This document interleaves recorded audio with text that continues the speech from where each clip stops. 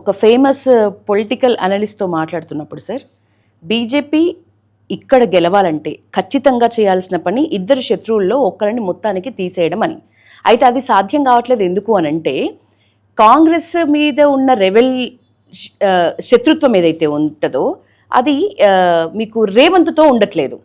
మోడీకి కూడా రేవంత్ అంటే కొంచెం సాఫ్ట్ కార్నరే ఉంది అనే వాదన ప్రజల్లో ఉండటం వల్ల కూడా కాంగ్రెస్ని కొట్టలేకపోతున్నారా, లేకపోతే నిజానికి కావాలని ఆగుతున్నారా? దురదృష్టం ఏంటంటే తెలంగాణలో ఉన్నటువంటి విశ్లేషకులంతా 100% మంది నక్సల్స్ గ్రూపులు, నక్సల్ సంబంధిత గ్రూపులు, ఎర్ర జెండాకు అనుబంధంగా ఉన్నటువంటి సంఘాలలో పనిచేసి వచ్చిన వాళ్ళు.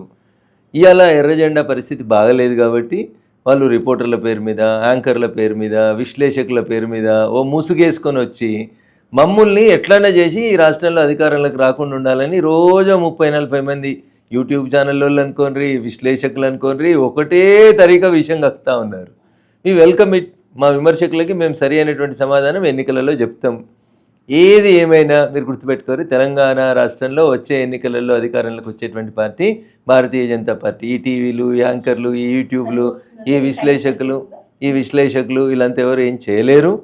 తృణమూల్ కాంగ్రెస్ ఓడిపోదు అని చెప్పినటువంటి యాంకర్లకి, విశ్లేషకులకి, సర్వేలకి అన్నిటికీ అందనట్టు 200 పైచిలకి సీట్లను ఎట్లయితే వెస్ట్ బెంగాల్లో గెలిచినామో బరాబరి తెలంగాణలో కూడా గెలిచి వస్తుంది. నా పర్సనల్ క్వశ్చన్ ఒకటి సార్, ఇప్పుడు మోడీ కేంద్రంలో ఫేస్ ఆఫ్ ది బీజేపీ ఎవ్వరికీ డౌట్ లేదు. రాష్ట్రంకి వచ్చేసరికి గులాబీ టీంకి కేసీఆర్ ఫేస్ ఆఫ్, కాంగ్రెస్కి రేవంత్ ఫేస్ అవుతారు.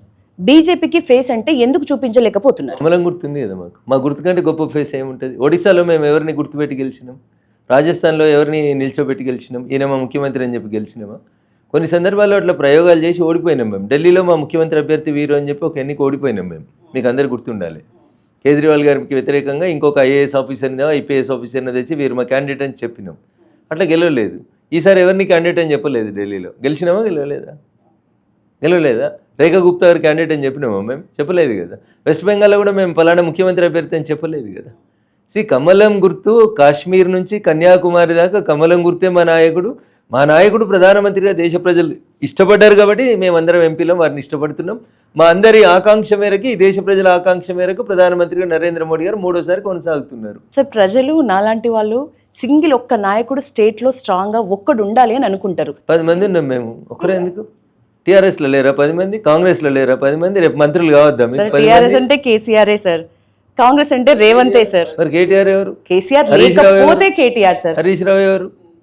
మరి బట్టి ఎవరు? ఉత్తమ్ కుమార్ రెడ్డి ఎవరు? కోమటిరెడ్డి వెంకటరెడ్డి ఎవరు? వీళ్ళు కూడా నాయకులే కదా. 10 మంది నాయకుల సమూహం ఉంటేనే పార్టీ నడుస్తుంది. ఒకరితో నడిస్తే ఏమైతుందంటే తృణమూల్ కాంగ్రెస్కి ఏమైందో వెస్ట్ బెంగాల్లో అట్లే అవుతుంది. ఒకరే నాయకుడు అనేది కుదరదు. అట్లా మీరంతా మిగతా నాయకులంతా అరువు తెచ్చుకుంటారు. నాయకులు తయారు చేసుకోవాలి కదా. అరువు తెచ్చుకున్న నాయకులు ఉంటే తృణమూల్ కాంగ్రెస్ పరిస్థితి. బీజేపీ రేస్లో బండి సంజయ్ని సైలెంట్ చేయడంలో బీఆర్ఎస్ సక్సెస్ అయింది అంటున్నారు, నిజమేనా? 100% అబద్ధం. భారతీయ జనతా పార్టీ రాజకీయాలకి బీఆర్ఎస్కి ఏం సంబంధం ఉంటుంది?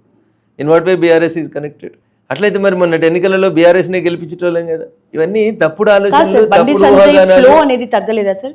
మొన్నటి కొడుకు ఇష్యూ తోటి కొంతవరకు స్పీడ్ అయినది తగ్గింది కదా, అది అనిపించట్లేదా? మనిషి జీవితంలో, రాజకీయ నాయకుల జీవితంలో ఉత్థాన పతానాలు ఉంటాయని నేను ఇందాక ముందే చెప్పిన. నేను ఎదగడం, దెబ్బలు తాకడం, పడిపోవడం, మళ్ళీ లేవడం, మళ్ళీ కొట్లాడడం రాజకీయ నాయకులకు కొత్త కాదు. కాబట్టి దెబ్బలు తాకిన ప్రతిసారి దాన్ని సరిదిద్దుకొని ఖచ్చితంగా కొట్లాడతాం, గెలుస్తాం. చాలా మంది చెప్తున్నమాట కేసీఆర్ని, బీఆర్ఎస్ని మళ్ళీ జనం కోరుకుంటున్నారు అని. ఆయన పేమెంట్ ఇస్తున్నాడు కదా. ఆయన ఎప్పుడు చెప్పింది కదా కేటీఆర్, మేము 30 మెడికల్ కాలేజీలు పెట్టి తప్పు చేసినాం, 30 యూట్యూబ్ ఛానల్ పెడితే గెలిచేటోళ్ళమని అన్నాడు ఆయన. ఇప్పుడు ఆయన ఏం చేస్తున్నాడు అంటే ఆ 30 యూట్యూబ్ ఛానల్ పెట్టుకున్నాడు. యూట్యూబ్ ఛానల్ ఇప్పుడు మీరు ఇండిపెండెంట్గా నడుపుతున్నారు అనుకోండి, మీకు నెలకు 2 లక్షలు, 4 లక్షలు, 5 లక్షలు ఇచ్చి అట్లా ఒక 30 ఛానళ్ళకి నెలకు 2 కోట్ల రూపాయలు ఓన్లీ మీడియా ఖర్చు పెడుతుంది టీఆర్ఎస్ పార్టీ. కాంగ్రెస్ పార్టీ కూడా అదే చేస్తూ ఉంది. సో వాళ్ళిద్దరు అదే చేస్తూ ఉన్నారు కాబట్టి ఆ మాత్రం కనబడతా ఉన్నారు. 2 రోజులు ఆ యూట్యూబ్ ఛానల్ని బంద్ చేసేయండి దేశంలో. ఏడుంటుందో టీఆర్ఎస్ తెలుస్తుంది మీకు, ఏడ కనబడుతుందో అప్పుడు తెలుస్తుంది మీకు.